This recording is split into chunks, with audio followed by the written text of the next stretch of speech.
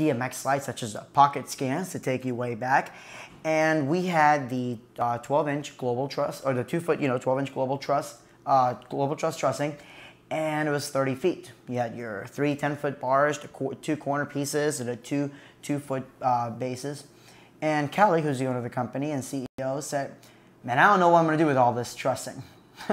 Well, several years later, it takes us to today. Now, we did a few really cool setups. We thought we were big and bad with our digital DVD experience, which were the set trussing with a couple of the halogen floods, the pocket scans, a fog machine, and 2 DVD players we thought was awesome. Then we expanded into a live video camera, which we still use, and that was awesome. That was cutting edge. Well, one day we get a call from a school, and not to go into too many personal details, but there's another company that does seem to trash talk us quite a bit. Again, I hide nothing. And they basically told the sponsor, "Oh, don't go with them. They're just inferior wedding DJs." Well, as Barney Stinson would say, challenge accepted. And we put everything that we had together. We had some additional trussing that we purchased because we were going throughout the years, and we came up with a really cool package. And we didn't have a name for it, so Kelly's like, "Hey, you know what? We should name it after the school's mascot." Now, the mascot was a patriot. I'm like, "Yeah, man, that sounds awesome." So we came in, we demoed, just like some of the techniques I'm going to talk about later today. Even to this day, we're still using it. We demoed it out. We went all out for the school, and they booked. And we went from an average of $1,500 to $1,700 package to a $5,000 package. We were just blown away. Well, we kept continuing on with this real popular setup, modifying little bits and pieces. And finally, I had to school their mascot. There's nothing wrong with their mascot, but it was called the Pioneer. And let's face it, the Pioneer doesn't sound like that great of a setup when you're talking about 3 video screens and trussing everywhere and lights and bubbles and all sorts of cool stuff. And I was telling Kelly and our operations manager at that time, Joan, I'm like, "We got to come up with a better name." And right as I said that, the radio was playing Showstopper by Danity Kane. And that was it. That was the name of the package. And that is what Four Schools Only revolves around. It's 2 popular packages, the Video Explosion and the Showstopper series. But anyways, we'll go over a little bit of that. But that's just to let you know that you could start this from the ground up. I'm seeing people, and if you watched my testimonials, where they start with the regular DuraTruss single I-beam trussing, and then the next day or next month they decide, "Hey, we're going to buy 40 feet of trussing and just go all out."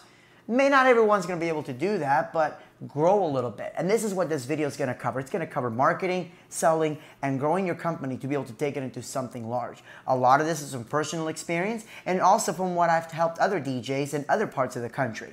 So a couple of things. One, if you tell me NIMBY, not in my backyard, and I say this live, I'll say this on the phone, go home, put a bullet in your head. Just don't say that, because in Virginia they're doing it, in Washington, D.C. they're doing it, and Florida isn't that great of a market as people think it is. Yes, in Orlando we're getting $10,000 schools, but over in Tampa, not even an hour and a half, 2 hours away, I'm getting schools telling me they can't afford more than $200. So the market has nothing to do with it. The money is still there, and the dollar is still a dollar no matter which part of the U.S. you're going to. So let's go over something, shall we? Stop! Now to the right! Right there! So before we talk about marketing, selling, and all the stuff that really goes towards a school dance, you got to ask yourself, are you ready to do school dances? Do you qualify for this market? So the first thing that you're going to need, let's quick go over a checklist, and let's make sure to see if you fit in there. First thing you're going to need is a big brass pair of jog wheels. Now, what I mean by that is if you're showing up with 2 little speakers and no sub, again, home, bullet, head. Got it? Okay? You're going to need some major sound. Now, you don't have to bring line arrays or stacks of speakers and tons of amps, but you got to have enough sound to be able to fit that crowd. You're also not going to be able to show up with 2 pin spots, a disco ball, and a strobe light. You're going to need some good lighting. You're going to need to grow into the trussing. If you haven't bought trussing yet, then pay attention to what I'm going to recommend, because if you get anything less, it's going to hurt you in the long run. Buy once, do it right the first time, okay? So again, big brass pair of jock wheels. You're going to need a serrated knife to cut throats. Now, I don't mean, well, this guy's going to do it for $19.99. I can do it for half of that. Don't do that. Just please don't do that. If you're going to do that, you get out of this market, okay? What I mean by that is this is not a nice, lovable market. Now, most DJs should already grow a nice thick skin and be used to what other DJs trash talking or having people undercut them. This market's a lot worse, people. You're going to deal with schools that think you're worth nothing because they haven't seen the value of a DJ, which you think by now they would have. But I'm going to teach you how to sell against that. But you cannot get your feelings easily hurt, and you have to be ready to cut apart people that are going to try to tear you down. Okay? You're going to need roadies. Now, I'm not saying you have to be a multi-op. It certainly doesn't hurt, but you're going to need roadies. The setups that I'm going to show you, if you try doing them by yourself, you're going to die. I wouldn't do it by myself. I have a crew of people helping me, and I still don't want to lift anything up. So you don't want to do this by yourself. Have some roadies. The next thing you're going to need is a teenager with the mind of one. Now, I don't mean that, oh, if you're old, you can't do this anymore. That's not right. Actually, there's a DJ, colleague, friend of mine, Johnny D, up in, I believe he's in New York, Connecticut, New Jersey area. His business is phenomenal. One of the best that I've seen. And what he does is he uses his age to convey experience to getting comfort with the sponsors. And his son DJs, his son, from what I hear, is fantastic from the DJ and the technical aspect. And Johnny runs the show and he takes care of the lighting. But what he does is fantastic. But again, he brought somebody that can handle the music and connect with the crowd, and then he uses himself to connect with the sponsor. So there's many different ways to do it. I've seen DJs 40, 50 years old that, are rocking out school dances. Age is just a number here, folks. So don't let that bother you. I don't care what other people say. You can never be to rock a school dance. Selling and appealing might be a whole different story, but again, we can go over that. But either way, you got to know the music. You got to know how to connect to the crowd. And if you don't know how to do it, don't let that discourage you from school dances. You hire somebody that does, and almost let that be your liaison. Or you have the mind of a teenager. Hopefully 30, when I'm 30, 40 years old, I want to still be doing school dances, which means I'm going to have to still listen to the music today, to enjoy the music of today, and to know what the youth of the time really wants. Now that leads me to my last and most important thing, and that's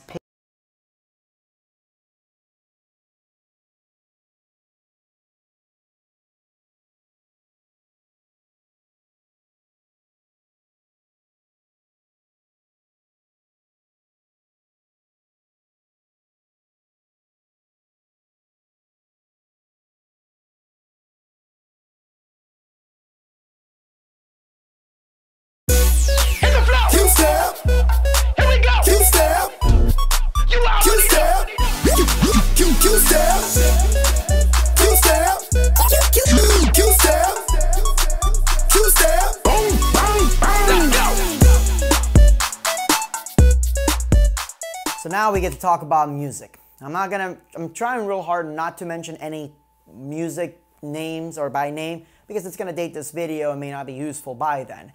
However, same thing I guess could be said for genres. For all we know, polka could be huge in 2020. And if it is, I quit the school game. But anyhow, as far as music, we have a few different types of music. Now, of course, different genres. I'm not going to cover the individual genres, but I'm going to cover the up-and-coming or the ones that's been really big. First of all, snap music is coming back. Snap music is that awful, awesome, depending on who you are, 70 BPM music where they just do this the entire time. Okay? You also have your trap music. According to Wikipedia, trap music is a combination of dubstep and rap. I have no idea how they came up with that, but basically, trap music, I label it as the non-danceable stuff that can be crunked, that can get people all hyped up and everything, right? For example, if you have a song that's only 70 beats a minute, but it's got real high bass behind it, students are going to jump to it like it's 140 beats a minute, depending on, how well you mix and how well you hype it up. But with the trap music, again, heavy bass, you really got to watch out for content here. And it kind of breaks down into even two more categories. You have the stuff that is somewhat danceable or people will get hyped up to, and then you have the absolute awful crap. And just because it's on the charts doesn't mean it should be at your dance. So don't play everything that's on top of the charts, because I've seen a lot of songs that are on the charts and no way would I ever play because people aren't going to dance to it. They're not going to be able to jump up and down to it. There's nothing you can do to the song except actually listen to it. YMCMB, Young Money, Cash Money, baby, Lil Wayne's group. Pretty much anything Lil Wayne's camp has put out has been an instant hit at school dances. But again, really watch for content there. We don't know how long YMCMB is going to last, and it may turn into YMCA, but still, keep that in mind. Of course, pop music is now making a bigger comeback than ever. I don't care how many high school students think One Direction is dorky. Every time I've dropped One Direction, even the toughest guy in the room will start singing at the top of his lungs. Why? Because the girls start singing to it, and if there's a bunch of girls dancing and singing to it, the guys are going to want to join in. It's club rules. Pretty simple. Techno and techno pop. First, let's just cover the whole techno genres. Everybody calls it, your trance, your house, progressive, whatever. Dubstep. It gets people excited. This is, the new big thing now. And what's great about it is with black lights, with bubbles and all that, you can play a little bit more of it than usual. But it's great to really break up the grinding and get people absolutely excited. So I'm really happy to see 126 BPM music really making a comeback. On top of that, not only do you have that, but you also have the rap music that's been influenced by the techno and electronic type genres. Of course, the biggest one is being Pitbull. Pitbull, aka Play That Same Song, who's been sampling a lot of, the real popular music back in the day and bringing it back. Now it's all of a sudden becoming popular to play, Alice DJ's Better Off Alone because Pitbull sampled it. Or Bingo Players, I Cry Just a Little, older song, and Pitbull sampling and bringing it back. You're seeing artists like Neo do the same thing. Lil Jon is now working with Laidback Luke and Steve Aoki and just really bringing this whole music and trance music to a whole new level. So yay for that because it's popular and cool again. Of course, then you have my absolute favorite, throwbacks. Because let's face it, if the students tell you, oh, the DJ played nothing but old music. And I understand that, but it's all about how you mix it in. And we'll cover that in the next portion. But when you really break it down, the radio station plays about 4 or 5 same songs every single hour. They're tired of hearing those 4 or 5 same songs. Sure, they're going to want to hear it, but that's all they're hearing is new stuff. I guarantee that and I tell the students, look, what happens if I drop in Get Low? They're like, oh, I love that song. But you said no old songs. Well, we mean songs like 10 years or older. Get Low is about 11 years, at the time of this video, so I shouldn't play that. And they're like, oh, Mike. And I explained to them, it's not about the age of the song, it's how the DJ mixed it in. Because I've dropped in stuff like Run D.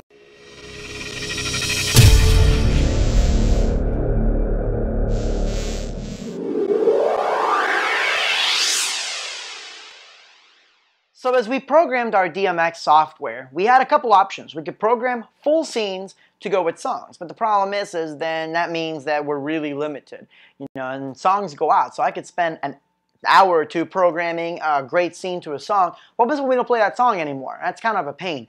So what we did with ours is, because we have full control with the board in front of us and we can quickly swap things back and forth, instead of doing scenes, we did individual switches or mini scenes. So we would have scenes where the floods are going from one color to the other, because then we can apply strobe, I can change the speed, I can make it either chase back and forth, or I can tell it to fade back and forth from one to the other, or do chases from one light to the other, or have them all going at the same time.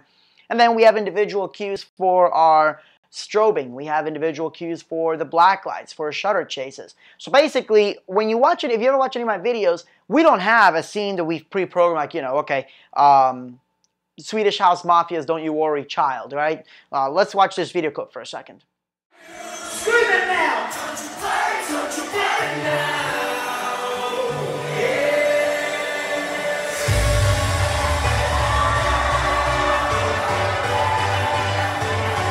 Don't you worry now!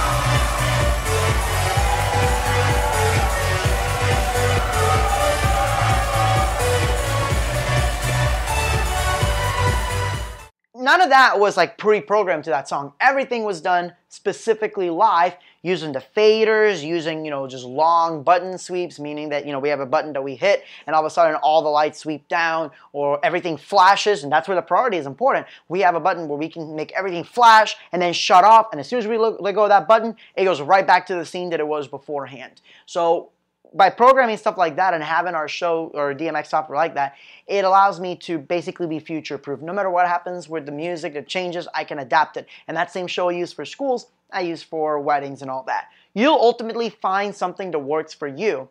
But think about a few things when you're doing your programming and when you actually run your lights. Again, as I said earlier, every time that you have something exciting happen does not mean that you need to run the strobes. There are ways to get your lighting exciting and to build onto that excitement without doing strobes. Because once let's say you're this song here and the energy level's right here, and then it goes here, and you hit the strobes, everybody's going crazy. But then all of a sudden the bass drops, and now the energy goes here. Then what are you going to do? You're going to run out of ideas, so you want to build up. Look into other things besides just the strobes. You can do a solid white strobe. You can do color strobe, where it's going from one color to the other.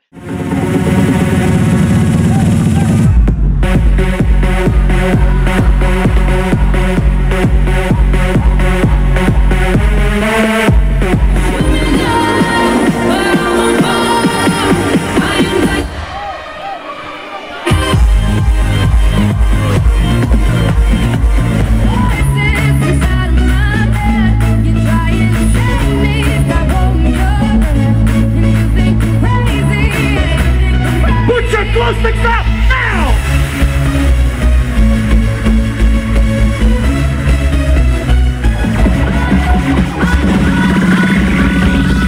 Turn up now!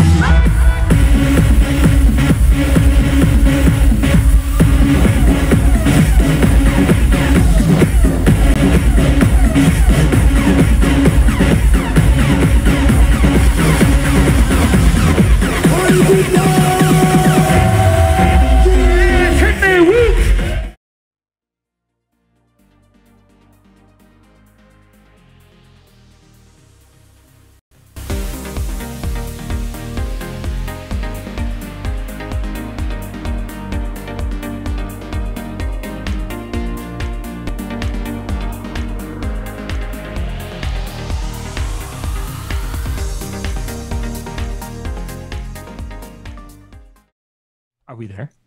I'm here. I'm here. You're there. Oh my God! And you guys are here. Oh my God! It's like cool, man.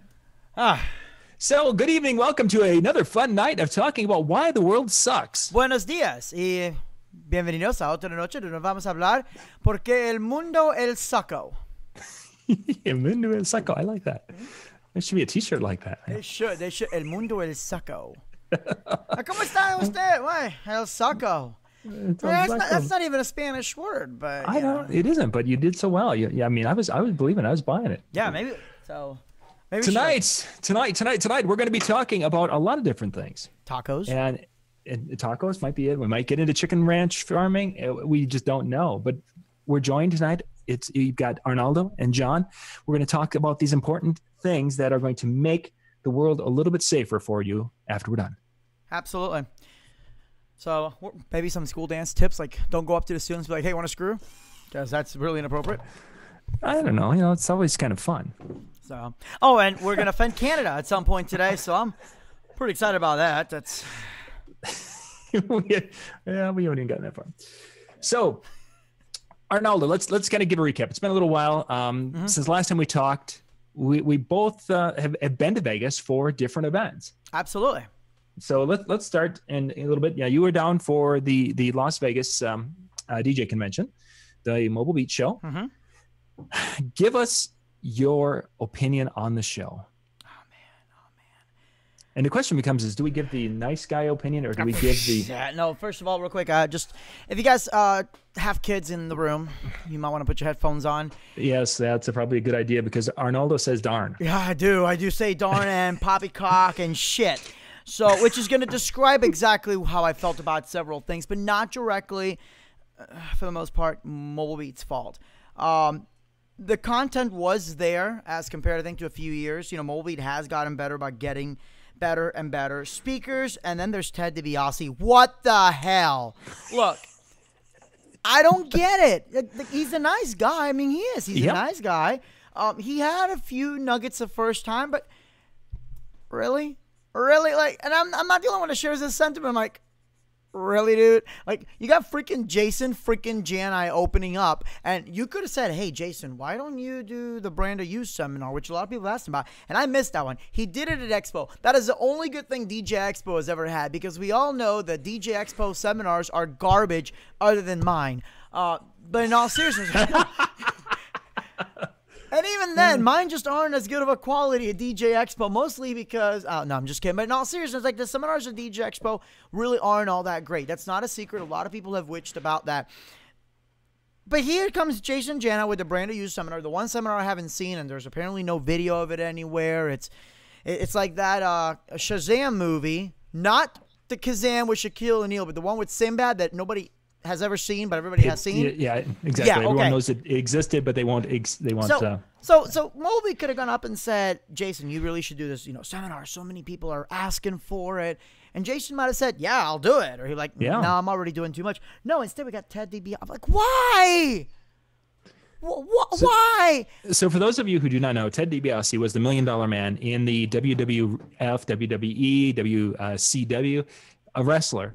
And he was very popular as the heel, which would be the bad guy in that wrestling realm. He had alcohol addictions, drug addictions, sex addictions, what have you. Now I get why he's at a DJ convention. Okay. He's turned his life around, and now he goes around and he is into this is a ministry for him, going to these shows.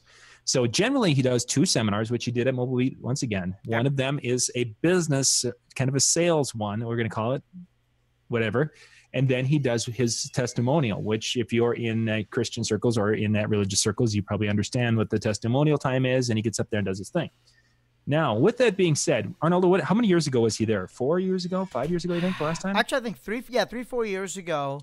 That's all I remember. I can't remember too much. I saw the first one, and I'm like, okay, I don't understand why he's here. But, what I will give him props on, and yes, he got preachy on one seminar, which, even as a Christian, I'm like, why? Why? Like, all you're doing is just pissing off a bunch of DJs. They're all like, I know Jesus, blah, blah, blah, blah, blah, I never understood that part. But at least in his first seminar, at least he actually, even though he told some life stories, he tried applying some business and all that. But then you have, hey, let's bring a really high profile, and this isn't just Mobile Beat, this is every DJ convention. Let's bring in a high profile speaker and just let him talk about his life. No, dude, I don't care. I don't care. If I'm going to sit here and listen to 45 minutes to an hour of you talking, and I paid to be here to listen to 45 minutes to an hour of you talking, I don't want to hear your life story. I don't want to hear, unless your life story can tell me directly how I can make money with your life story. No, I don't want to know at all. No one's ever going to, let me pick on Scribble for a second, because I like Scribble. Huge fan of his music. I think he is one of the better DJs out there. And Scribble seminar was just him telling his life story, and then it was a Q&A session. I'm like, really, guy? Really? Like, no. And so many DJs have done this, and I absolutely freaking hate it. If you're going to bring a DJ in and then just sit down and do a Q&A, stop it. Just stop it. If the person was so freaking lazy they couldn't actually get a seminar put together, then they shouldn't be a seminar speaker. And if you're not letting them put together a seminar because you want to do a Q&A session, that is not a freaking seminar. That's a panel. And nobody wants to pay to go see a freaking panel. That's ridiculous. Although the panel idea, it surprises me. I've gone to some higher end events where they're charging $1,000 plus a ticket, and I agree with you. I don't want to go there and sit there and have a panel where people are basically answering questions off the cuff. Although I might learn something. Yeah, it's not what I'm there for. Yet I'm paying $1,000 to go sit at this one convention on social media, and there they are. There's 4 whatever of their companies that are up there answering questions. Generally, that's nice that usually one of them knows what the hell they're talking about, and the other 2 are just kind of there for eye candy, although not many of them are that attractive when you're in the tech world. But you're getting something, but it's not. I would rather have someone like the CEO who's turned a company, made a bazillion dollars on the internet, tell me how they did that. And then they can give me their life story and say, you know what, this is what happened, and this is where I came up with the idea, and this is where you can come up with an idea too. Exactly. That makes sense to me. Exactly. The idea of being, the wrestler and saying, this is what happened, this is what happened. It's like, great. Boy, that'll teach me not to be a wrestler. Okay, DJ Expo, when they had Lil Jon, right? First of all, guys, I don't care if you like Lil Jon's music or not. This dude is true to business, man. He really is. If you get a chance to sit down and talk to him, this guy is all business, and he is insanely smart. When MySpace was a thing back in the day, dude built his own profiles, dude built his own website. He did a lot of his videos. Like, the guy is a visionary when it came to his business. He knew where he wanted to be and how to get there, and now John can do whatever the hell he wants because he's Lil Jon. you could have asked this guy anything, any question. Hey, you know, I have a question. How were you able to, you know, maybe manage your business and doing your web work? Why did you choose to do some of the great questions? Instead, here comes Potato DJ. Can I get a selfie with you? No, you idiot. Freaking A. Come on. Come on. And Lil Jon, thank God, the dude's like, fuck your selfie. Or excuse me, fuck your selfie. Yeah, okay? Like, no, no, no. Here you have one of the greatest business mind of a particular genre, somebody that invented their own genre, that invented their own style, that whatever music he decides to choose, it becomes a hit instantly. And your question to him is, can you get a selfie? Listen, you potato, get the hell off the microphone and let somebody with an actual business question answer. But in reality, all DJs and most all people think like that. Q&A sessions at trade shows are just the stupidest thing ever, unless it's after a seminar. Hey, do you have any questions about the seminar? And I've made the mistake of doing Q&A directly after my seminar, and I didn't say, do you have any questions regarding the seminar? Because then people will ask me things that are completely irrelevant. I'm like, really, guy? Just ask something else. Potato DJs. Can that be a hashtag? Can we all just start using hashtag potato DJ? If you see a DJ that's just absolutely stupid, and I was like, no, this guy should not be mixing. This guy should not be talking, should not be breathing, whatever the case it is. Hashtag potato. So. But you look at the industry though, and you look at a lot of the DJs who are being hired to do different spots and become product reps and such for some of these businesses. Many of those talents, we're going to call it, I'm going to use that term kind of loosely, are people that really are almost, if you know them and have met them, it's almost kind of embarrassing that they are working with some of these brands. And you know probably some that I'm thinking of right off the top of my head. Absolutely. Is that you're not hiring a little John who has a business mind. They can understand what the heck's going on and what their role is and how to make the brand better.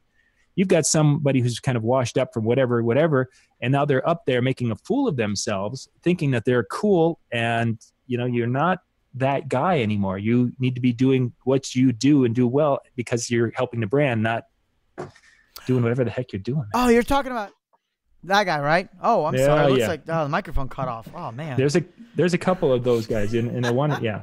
But I don't get it. I don't. And it happens all way too often. And I think it's not just the DJ conventions, because I've done, you know, audio and AV for other types of conventions, right? And there's always people that just like, okay, this seminar speaker should not be here. But it's always due to poor planning or people not vetting what the seminar speaker is going to be about. But I think the DJ industry is one of the few industries where somebody could say, well, this guy's an expert on so-and-so, and every DJ will like pretty much accept it. You know, few people I'm talking about on that one. But like, look, if you see somebody and you're going to take business advice from them, research them and make sure they're not an idiot, they're not a liar, they're not a crook, they haven't gone bankrupt, or most importantly, that they're still a freaking DJ. Okay, yes, there's some business people that aren't DJs and they're giving out business advice. Brian Dodge being one of them. You know, research Brian Dodge. The dude is a genius, right? I mean, we just talked about that. Michael Port. He's been at numerous shows that you and I've been to, and he is outside of the industry, but he is his sales knowledge and sales skills, and he uses that. I mean, it's not like, yes, some guys, as you were saying, Arnaldo, where they used to be a DJ, they don't DJ anymore, and now here they are on the speaking circuit, and yet there's information we can learn from them. But there's also guys who are not DJing because they just don't have, their businesses were basically going kaput, and now it's like, exactly. And I'm not talking like Mark Farrell, because Mark Farrell really has never given biz or DJ advice, right? Correct. He really goes, and he wanted to get the idea out. I mean, if people really go back to the initial message of Mark Farrell, because we had this conversation actually yesterday with a guy, Mark Farrell's message was the veggie platter, we're worth more than a veggie platter because we can create memories that people will take with them. No one's going to remember the veggie platter. That was construed and twisted around to basically be worth more than the veggie platter, and that people should be trying to keep the bride from buying the veggie platter and then the chair covers and do this and that and the other thing. You know, it's now granted, the ironic part is Mr. Farrell never actually told anybody how to sell your services so you can be worth more than the veggie platter. But you know, that's it kind of put a little, you know, like inkling, hey, I really should research how to be a better businessman. But Mark has never done any seminars on being a DJ. So, but if you're there taking seminars from somebody on how to be a DJ and how to perform, and they haven't done a performance in 10 years, really, like, how do you know what you're doing? How do you know you're keeping up? Oh, I only do, 5 weddings a year. Okay, well, then you have no idea what you're talking about. I don't care how much money you make per wedding, because the performance, I'm sorry, if you're only doing 5 events a year because you only want to charge, because you want to charge this much, that's fine. That makes a good business person, but I don't want to hear anything performance from you, because 5 weddings a year, you're not going to be brushed up to what's the latest trend. Plain and simple. For sure. And I know a lot of people will disagree with me on this, but I'm going to tell you right now, take any of these DJs in the circuit courts, or the DJ circuit, speaking circuit courts, same damn thing, that push the whole, make more money, do more this, do more that, but can you DJ? You have Randy Bartlett with the 1% DVDs. They're incredible DVDs, but those are not DJ DVDs. Those are wedding MC DVDs. Nothing in there is going to help you with the actual art of wiki. Yep. And I think Moby got that part right, that they really started pushing, those turntablism classes and everything else, but it's limited. It is so limited. That's the one part of the trade show that I think, really does need to improve. We really should talk also about the exhibit floor, because, oh, boy, have I got a rant on that one. We'll get there. Let's talk about. Let's keep going on that area though. Because this is something that we've talked about on other shows. Also, the idea that Mobile Beat and really most of the DJ. I got a bug that's flying around there. A lot of the DJ conventions, and even what we've done up here with our meetups and such, is really based towards the wedding DJ, because that's what a lot of us know. Absolutely. But we're talking a little small component of the DJ industry. And Mobile Beat, as you said, they had the mixing classes. They had one company come in last year to do the mixing classes. They had another company come in this year and are trying to do that. And they brought in, can't think of his name, the big name DJ that had a half a room.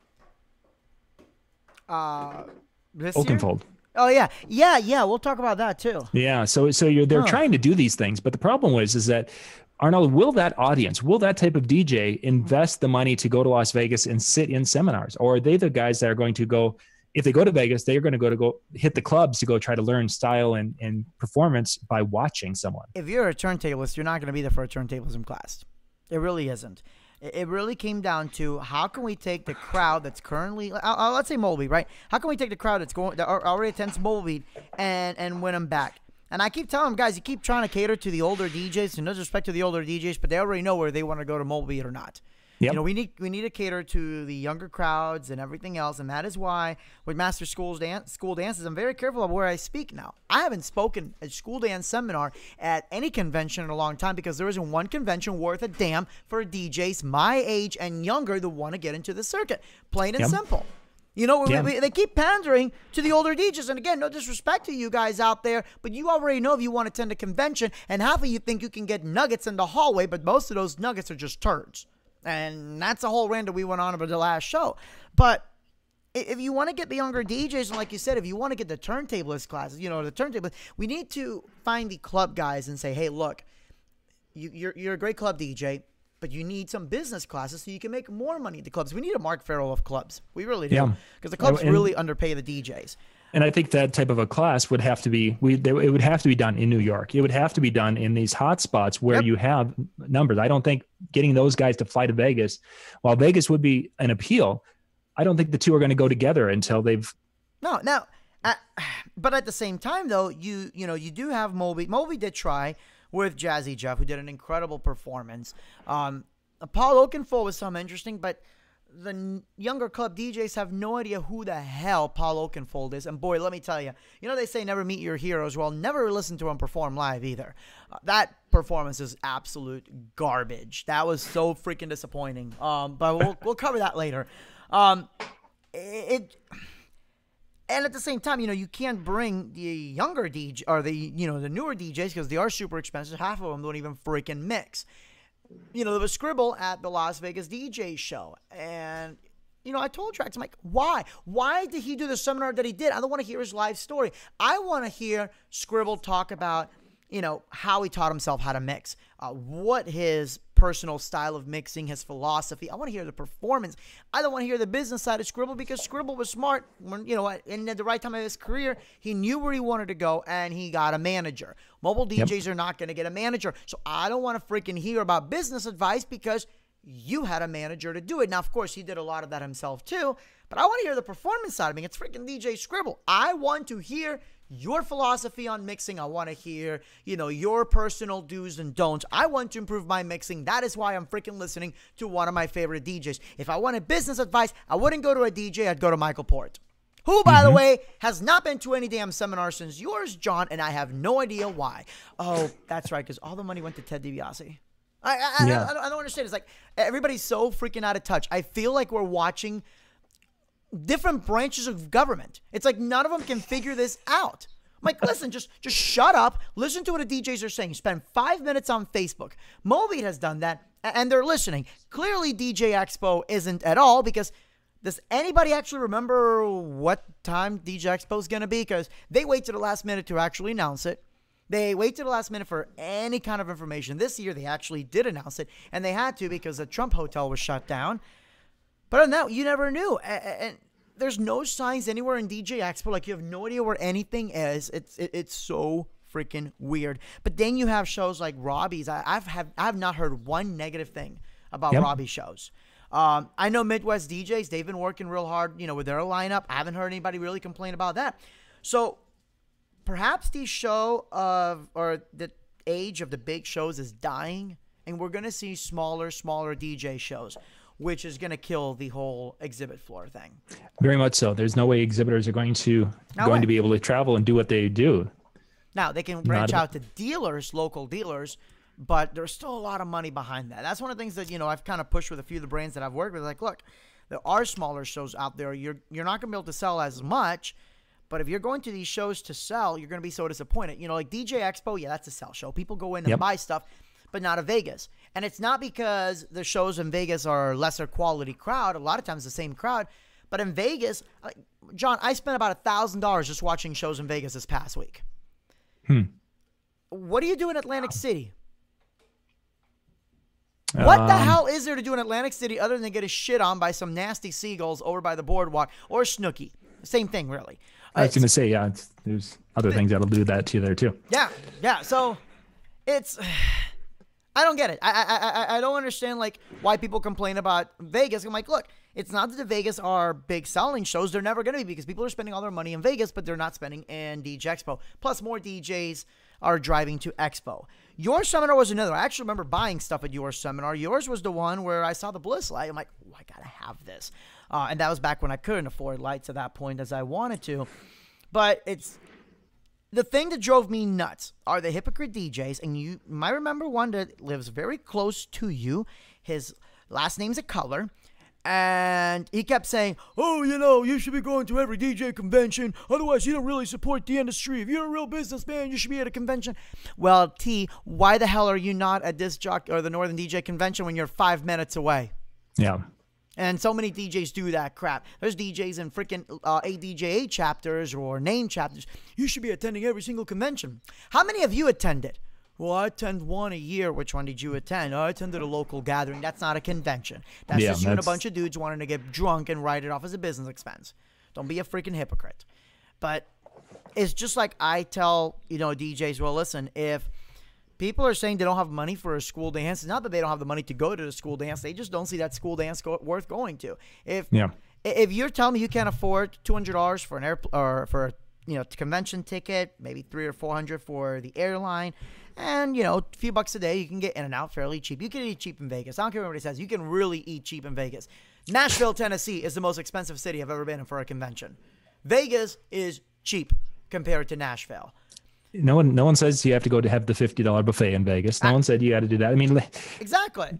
When Lori and I are traveling and such, you know what? There's nothing wrong with bringing a couple of breakfast bars for your mornings. You're not spending $20 on you can do things like that. It's possible, but it's just interesting. The guys who will be like, oh, we're going to stay at this hotel over here, which is, you know, the whole not being in the host hotel is another issue with shows, but we're going to stay at this cheap hotel over here. Yep. And then we're going to go dump $150 on a bottle service or something at a club so we can, you know, drink until 3 or 4 in the morning and then try to get to seminars the next day. And, oh, I'm so hungover. Yeah. That's, idiot. that's, I think, what conventions should stop, period, are DJ parties.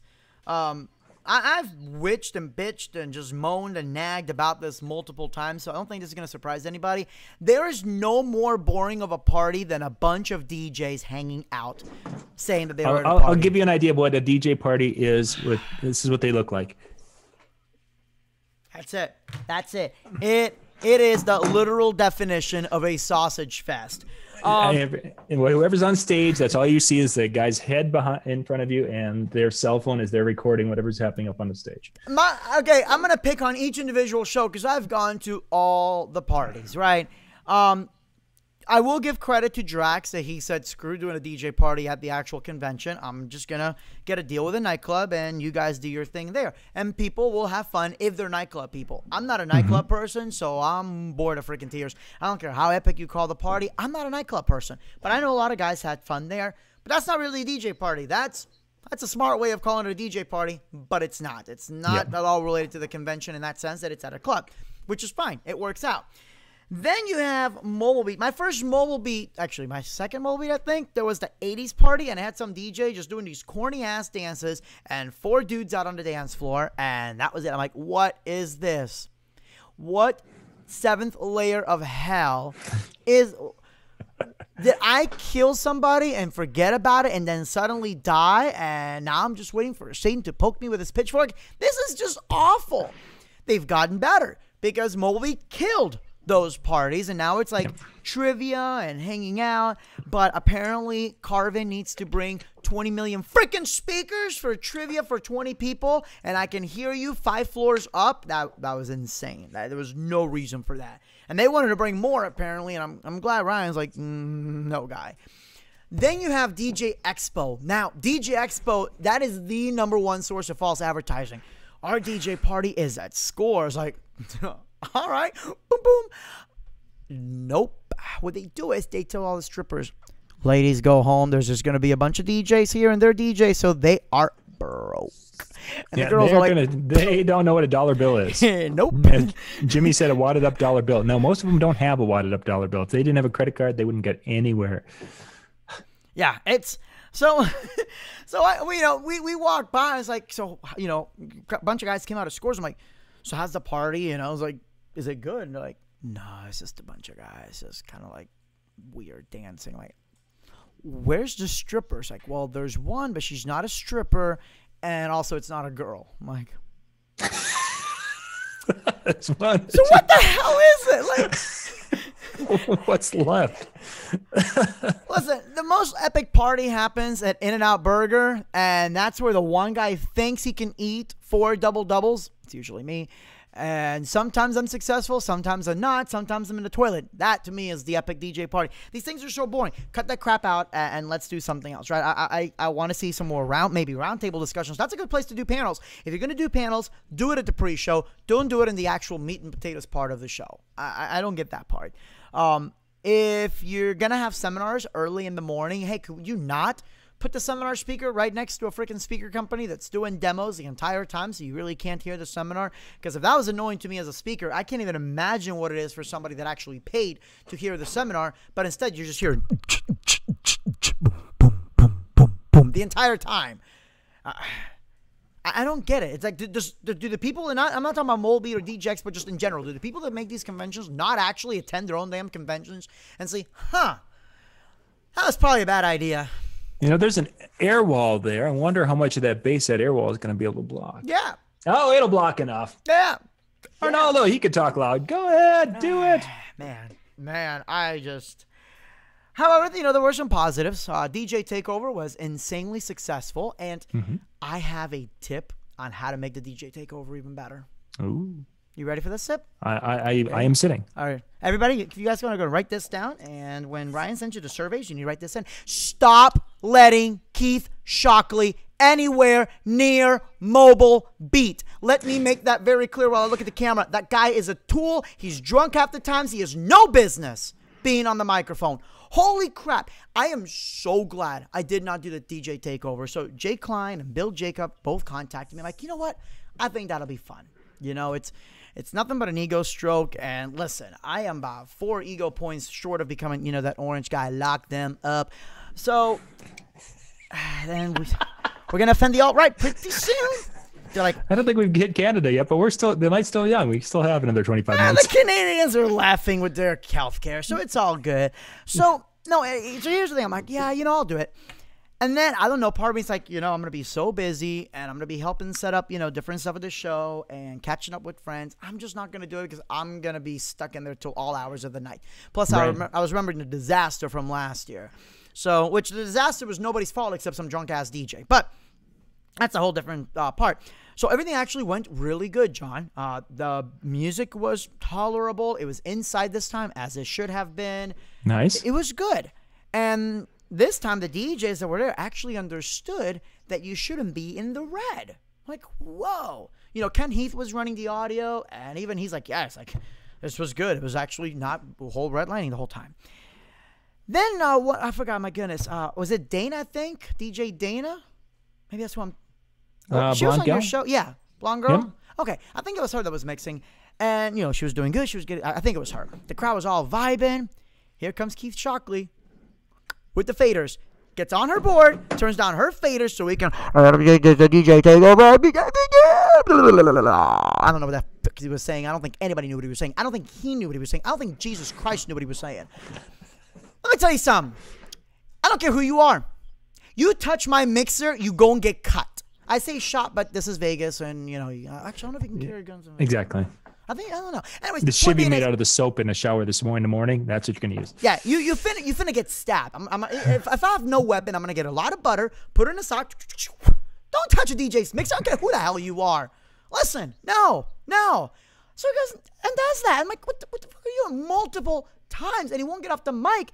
And you just see the crowd like they stop every time he gets on. Not because they want to hear Keith Shockley, but because the dude won't shut up. It annoys the hell out of me. It's like the late night radio DJ and then has the one MC that has to say something just so at least he collects a paycheck, but doesn't understand that you can just say one thing and that's just the name of the radio station, then shut the hell up. It's called the DJ takeover, not the Keith Shockley takeover. So either get rid of Keith Shockley or call it the Keith Shockley interrupts of other DJs. But then DJ Hollywood comes in. I guess he's a friend of Jay Klein's. Dude freaking killed it. Just straight up. I'm going to tell you right now, move Paul Oakenfold out of the way. They should have put Hollywood up on the main stage. This guy was awesome. John, he just like does old school slam, like just mix after mix after mix, bringing back these old hits that I haven't heard in a while. And he actually beat mixed. He actually live mixed. He actually did live transitions. He wasn't relying on DJ City the entire time. So you're saying Oakenfold didn't? I'm not saying he didn't, but we'll go over that in a second. Because so, anyhow, the Keith Shockley goes, and you can see where he tries to touch the mixer. And here comes Hollywood's hand. No.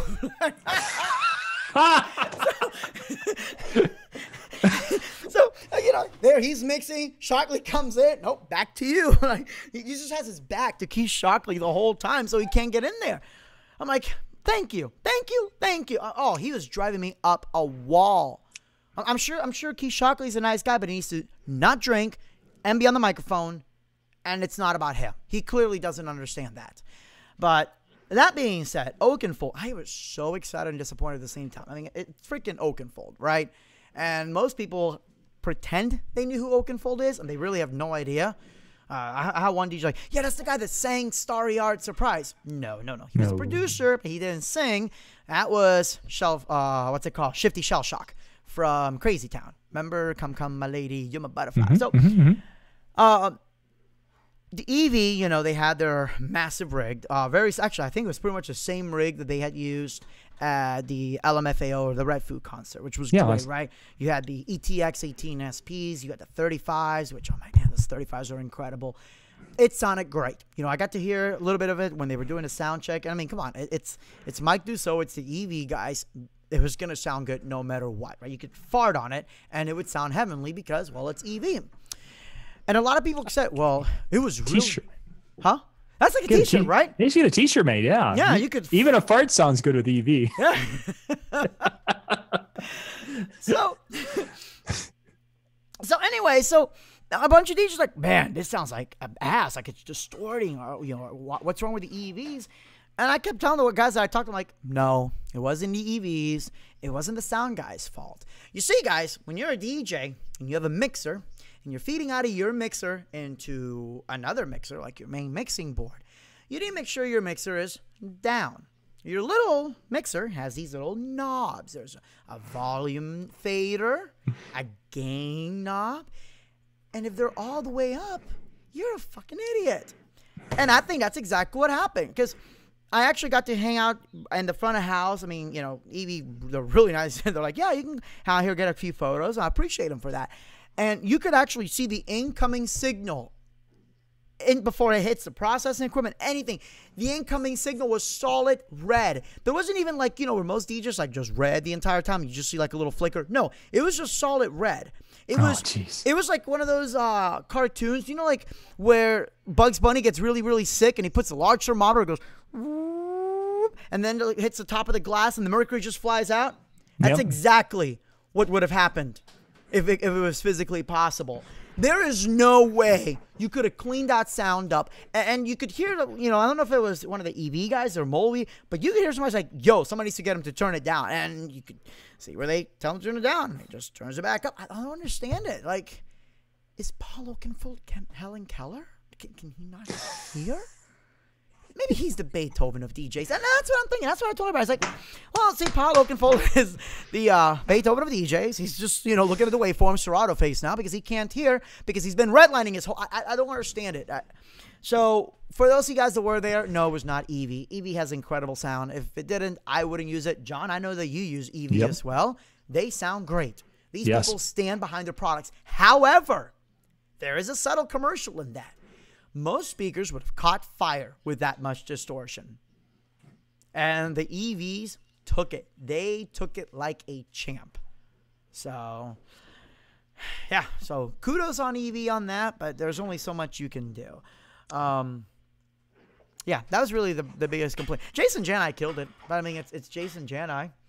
Freedom Williams is there. Most people were excited about Freedom Williams. But if you guys know the history of CNC, the Music Factory, you know that Freedom Williams is a sack of crap. I mean, he is. He's not a nice person. He took advantage of people. That's not his song. That's not his group. Just go look up the history behind Freedom Williams. So let me ask you now. I was there when Freedom was there last time, and he was the guy that got up on stage, and it was like F-bomb, F-bomb, F-bomb, and he was up there with a bottle of Windsor, and I think he polished off half the bottle of Windsor during his performance. And that wasn't including what he came drinking as he came in to the green room that night. And then I think before he left, he had finished this liter bottle of Windsor, whatever it was. How was he this time? Well, he was sober. He didn't fall off the stage. He didn't throw alcohol, at least that I could see. He did complain a lot. They asked him to be sober during the show, which I'm like, holy crap, you are the definition of unprofessional. Freedom Williams was not the highlight of the show. It was whatever girl, and I swear it's one of the girls from the Weather Girls, and she just lost a lot of weight because it sounded just like her. If you guys know the story about, you know, Everybody Dance Now, the girl that's in the video is not the girl singing. It was one of the Weather Girls, and they say, oh, you're too heavy to be on TV, so they put somebody else. It sounds like crap, but that's the truth, and that's why I personally hate CNC and the Music Factory and everybody involved in it, because I think they did her dirty. But the girl that was singing there, John, she killed it. And nobody was paying attention to Freedom Williams, in my opinion. Like, this girl, every time she sang, people were just freaking out. She did such a great job. And again, Jason, you know, absolutely killed it. Jason Jani's performance is a seminar in itself. You should be taking notes on how this guy's mixing, getting the crowd hyped up. But he wasn't the center of the show. He was off to the side, and he commanded that stage. Even when Freedom Williams was there, Jason commanded that stage. He just has that presence about him. I know it's not a man crush on Jason Jana, but I think every DJ knows they want to be SCE when they grow up. You know, I really think that's a fair statement. My wife and I are so pissed off because we had a bad dining experience with one of our more favorite restaurants at the Tropicana. And while they were taking their sweet freaking time to fix it, we missed the fact that Montel Jordan was there and he actually performed. Because remember, the first year he didn't want to do This Is How We Do It. Yep. And now he's like, yeah, I'll perform. This is how we do it. I'm like, fantastic. But yeah, we missed it. And now my wife is mad at me. And yeah. You were so close. Yeah, I was like, damn it. That's just a fun song. But yeah, I mean, that's really it. Did I miss anything? No, I think we've covered a lot. I'm just following the chats and such here, and Yeah. looks like they're following along and such well with so. I see people talking. Yeah, that she was amazing. I don't know who she was. Can somebody? And I got a photo with her just because I'm like, listen, you were absolutely incredible. Like this girl really was damn good.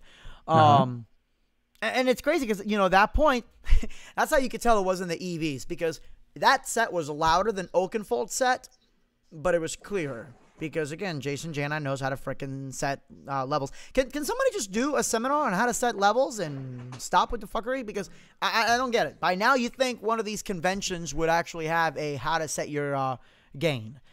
Which you gotta that session's done at the audio symposium with Ben Stowe. Ben will teach how to do that. Yeah, I know that. Oh my goodness, Jonathan Novick. He was on the Sawdust on DJ Chat. He did one on like subwoofer replacement, all that. Oh, it was a great seminar. I want to see more stuff like that. I want to see more. That's why I do work hard to do technical seminars, because there just really aren't any of them. The exhibit hall for all these trade shows. Like I saw the, you were at the Photo Booth Expo. I'm watching all the live streams.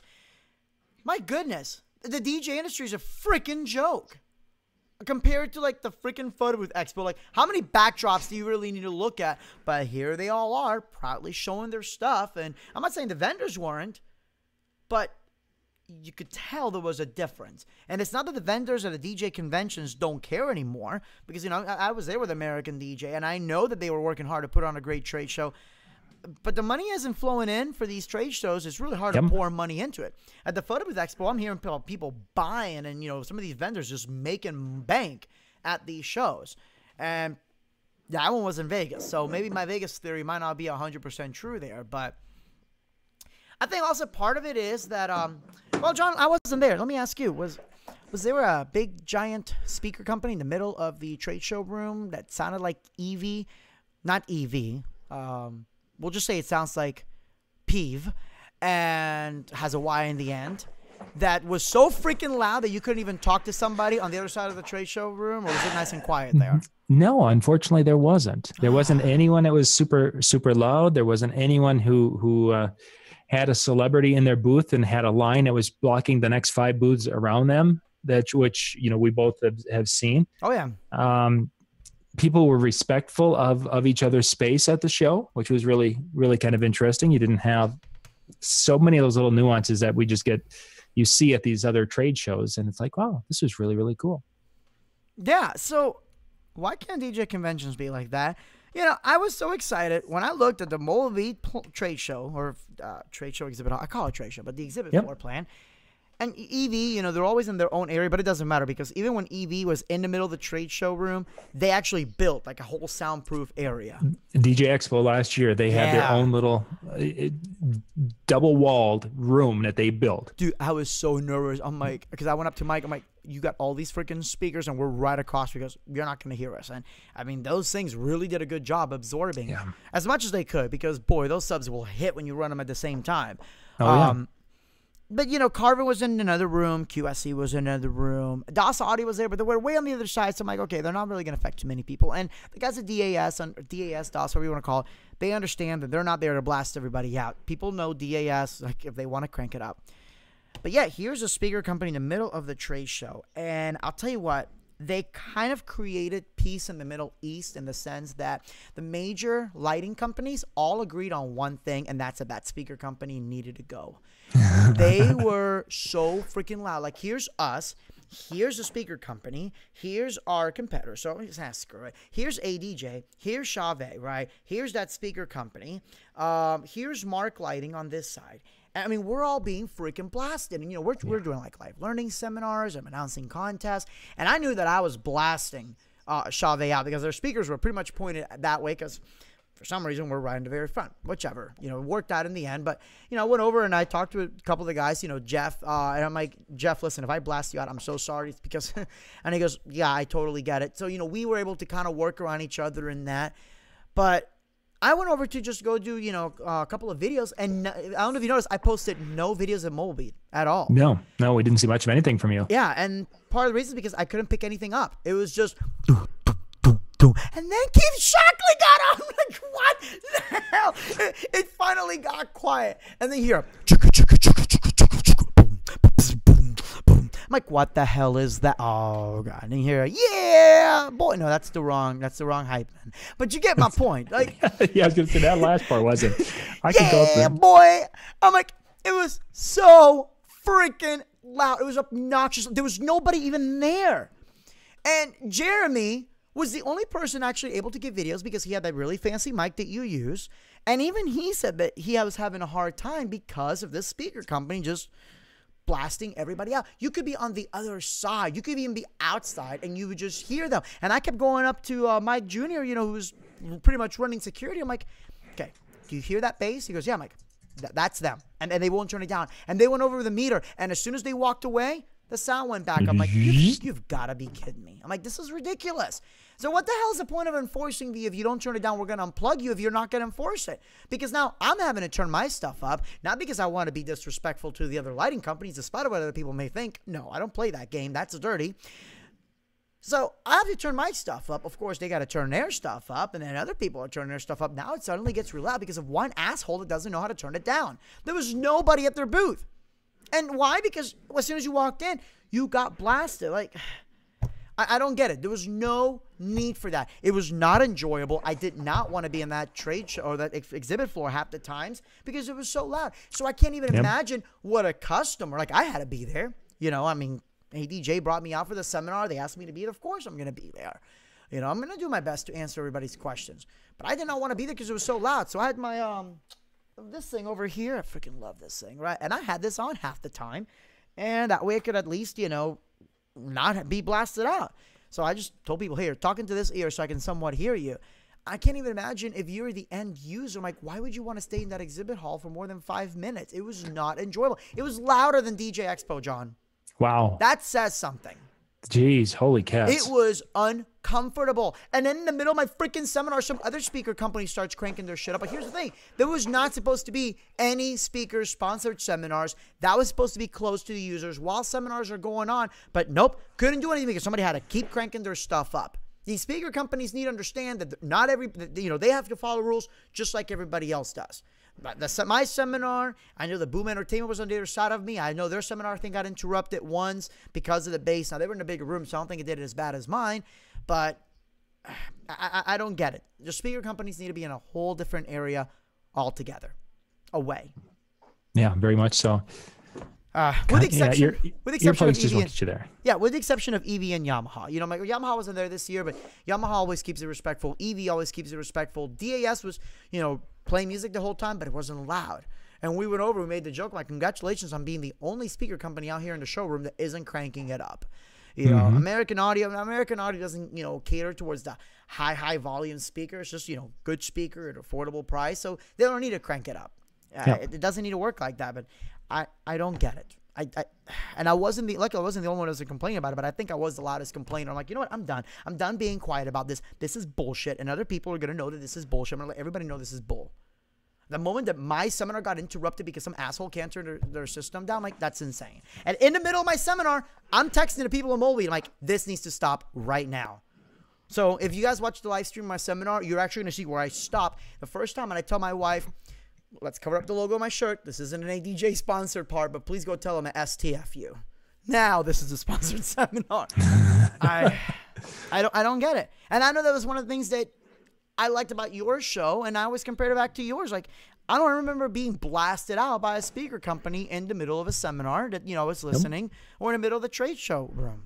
But you do remember and this is back when EV came out with the Dynacord? Yes. Oh, man, that's... Oh, yeah. And those Dynacord, they made those things rock, but they were done at the appropriate time. They did.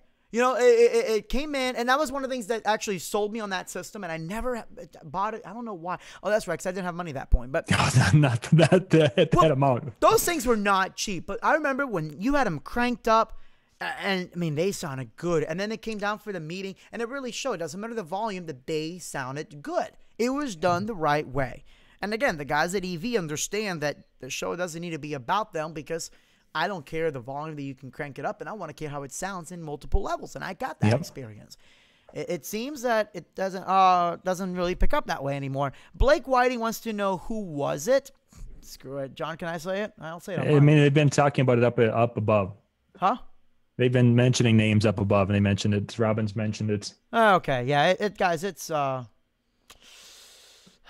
it starts with a P and ends with an S, and it sounds like, I can't say Eevee because it's not Eevee. We all know it's not Bosch. It rhymes. Rhymes with Eevee. The it rhymes with the Eevee. And Pokemon character. It rhymes yeah, there you go.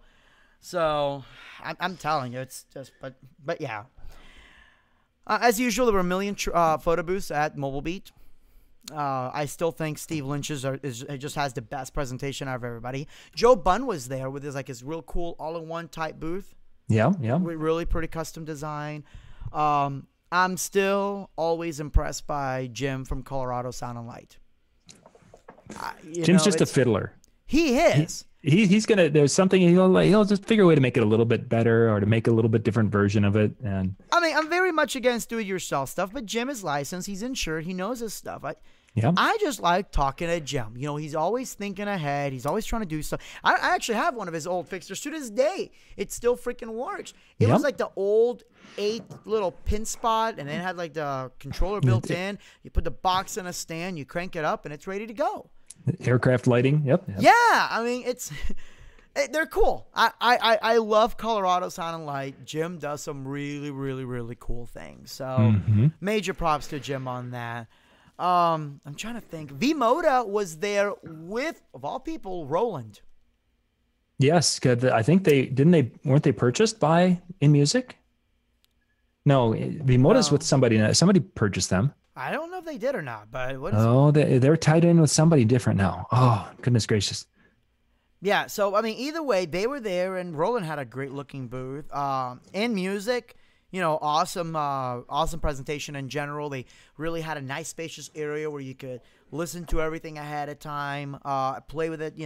Much more interactive than I've seen in the past. Same thing with Pioneer. I mean, they always go all out. They kept their booth simple because it's Molby. It's not DJ Expo where people are buying just stuff left and right, but they were there. Obviously, I'm going to say good things about ADJ, but that's because, hey, aside from the fact that I'm there, I do love their products. I love the fact that Edgar came up with a booth design that didn't take 1.5 million hours to set up. So, yay. We were not the last ones out of there, so that was awesome. But they really took a lot of input from their customers. I think most vendors seem to have taken a lot of input from their customers as to what to do. It'd be nice if Dreyage didn't bring our stuff, 5 hours late. That would be nice. I've heard quite a few horror stories about the drayage cost. 2 freaking forklifts, 1 scale. They take breaks, obviously because they're union. They have to, even if they didn't want to, which I mean, really. And then one of the guys that's driving the forklift, I swear to you, was drunk. Like, how hard is it to not run into things?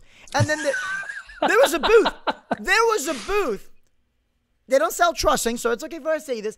Their truss, when they set up, was curved, and there was no weight on it. And I knew exactly whose truss that was. I'm like, wow, check out that let's order everything direct from China without any specking whatsoever with, deflection with 0 weight on it. That's great. I mean, we were laughing about that left and right. I don't know if Jeremy told you about that, but no, I haven't. That was funny to watch. It was a better show floor this year than any other year that I've seen a Moby in a long time, except for the fact that it was too loud. If that company had not been there at all, like if they were in a different area, they could crank away to their heart's content, I think it would have been 10 times more, or 10 times better of a show. This time, believe it or not, the dealers actually came up with better than just, the same price that you can get if you call them directly. Yep. Like I was there with Canal and Jeff with Canal. I mean, he was ready to sell stuff. Like, I mean, he actually gave people prices better than what I can even get half the times. And John, it's no secret that reviewers, we don't get stuff for free at all. Guys, let me tell you, I wish we don't get stuff for free, but we can get industry accommodation pricing, and I mean, that's not, everybody knows about that, with some companies, but he was giving up prices that even better than I could get half the times.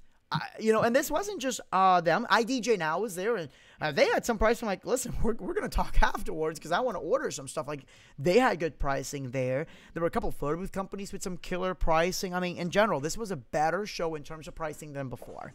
That was nice. But it was all screwed up because that one company would not shut the heck up. I really think they killed so many sales. So I don't want to be negative about it, but that's just the honest truth. Yeah, exactly. And then those things happen, unfortunately. We've been at Expo and it's happened there, and you'd hope eventually though that, and it was nice that there was only one company, because you and I've been to shows where it's been 3 or 4 companies in the same room when you had this and this one and these 2 over here, and everyone's banging and blaring, and it is, and it's when you're in the showroom or the show floor, you have to be professional. You don't want to say anything negative about anybody, but it's hard. It's hard to tell somebody, listen, I know you just asked me a really important question about my seminar or some lighting that you saw, but I can't answer your question because I can't hear jack diddly squat. Like, how do you say that and stay professional? I'm sorry, I'm deaf. No, I'm sorry, I can't hear you because they won't turn it down. Yeah, jack diddly squat is not considered a professional phrase. I'm just saying. That was a much nicer phrase than what I really wanted to say. I kind of figured that, but I was working real hard on that one, and you cleaned it up so we wouldn't offend those Canadians because we haven't offended them yet. So I'm pretty happy about that. No. It's no. However, my hearing does hurt. So I'm thinking about jumping over their border to get my hearing fixed for free. So there you go. Now that's just gonna. There you go. That healthcare. Can you really make an offensive joke about excellent healthcare?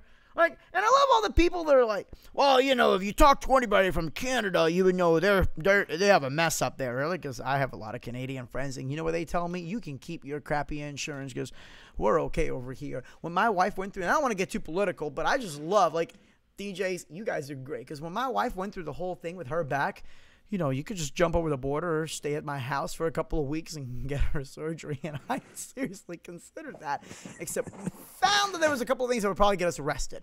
So I'm like, crap, I guess you can't just jump over the border for that. So, plus they have a wall. It's not a very effective wall, but they do have a wall. It's called winter. But Arnold, we got to wrap things up, my friend. It is 25 after. We'll be back here in just a few minutes with our second show. We've got Brandon coming in, and he's going to be showing us how to get started doing an iPad photo booth. That should be interesting. I'm actually looking forward to that. I'm such a huge Apple geek, believe it or not. Most people don't know that. And yeah. And I actually have no idea how to do the iPad photo. I can imagine, I hadn't even had a chance to look into it. So that should be good. That'll be fun. Yeah, so looking forward to that. So once again, Arnoldo, thank you very much. We'll be back here in about 5 minutes, gang. And you can check in the description for the video link for the next show. Bye-bye. And hit subscribe and the like button and share with your friends. We're out. Hold on. Where's my outro? All right, guys, let's pretend. Yeah, get that outro up there. Get that outro. Outro.